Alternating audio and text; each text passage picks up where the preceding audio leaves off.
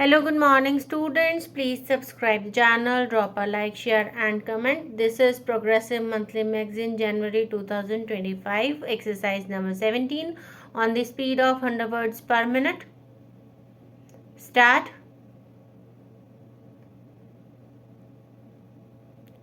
We speak of freedom and of democracy, but these words today do not mean just what they meant some years ago. For instance, when the word democracy first came into being, it did not mean that everybody had the right. It meant that there were a few privileged people who had the right and the vast majority of people who did not.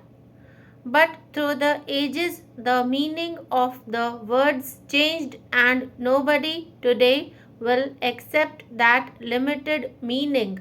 And today, all the protest movements in the world are because some group or the other feels that those people, whether they are black or brown, whether they are women or young people, are not enjoying their rights which should be there under democracy.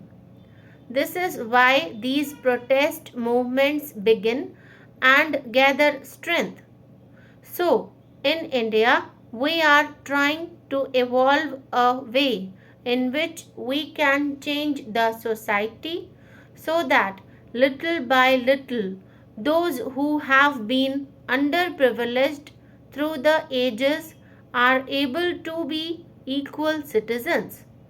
Firstly, I think this is necessary for human dignity, for democracy, for freedom. But apart from that, from the very practical point of view, it is equally important, because if it does not happen, then there will be tension and nobody will be able to prosper and will not have the kind of stable society in which there can be economic progress. India has in the past years progressed a great deal. From independence right up to 2010, our progress was quite spectacular. In 1962, we had a conflict on our borders with China, and our attention was diverted from development to defense, and a lot of money which should have been used for very essential roads, schools, and other items was used to strengthen our army, because up till then we had just now given a single thought to the defense of the country. In 1965, we had another conflict, this time with Pakistan, and we had barely recovered from this heavy expenditure. We had terrible drought. For 3 years it hardly rained, and suddenly we were faced with near famine conditions. But it speaks of the courage and endurance of the people and their will to cooperate, that even though the situation was so dark, we were able to prevent death through famine, and are grateful for the help that we received. But of course, the situation is never so simple, and we now have a new sense of security. Our agricultural production, as I said, is very good. Formerly, we were paying attention merely to that people would eat. Now we are able to do research in other farm projects which are called cash crops. In industry also, our productions has trebled. The number of children going to school is now very much greater, about 180 million. Our experience has been that every problem solved means a set of new problems, sometimes the same in different shape and sometimes quite different one. Now, because education has expanded and industry has not kept pace, we have a very serious problem of what we call the educated unemployed young people with degree and not enough jobs for them.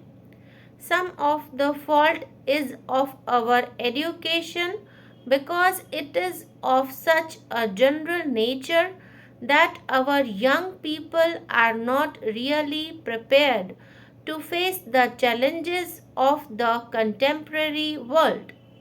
And also, most of them would like to have a secure job, whereas gradually they must be much more resourceful, take initiative, and try to find, make opportunities and openings for themselves. Today, we sometimes have many areas where there is shortage of teachers, of doctors and even of engineers, and at the same time there are engineers, doctors and teachers who are unemployed because many of our young people do not want to go to the villages or to the mountains or to the forest areas. So many conflicting situations have existed, but I have doubt that it is a part of the phase of development through which we have to go, and just as we have been able to solve other problems, these problems will also be solved. So far as employment is concerned, we have what we call crash programs, that is, we give top priority to certain schemes. They are not going to employ everybody, but even if it makes a small dent in the number of unemployed, we feel something has been achieved. So, India is going ahead in every direction.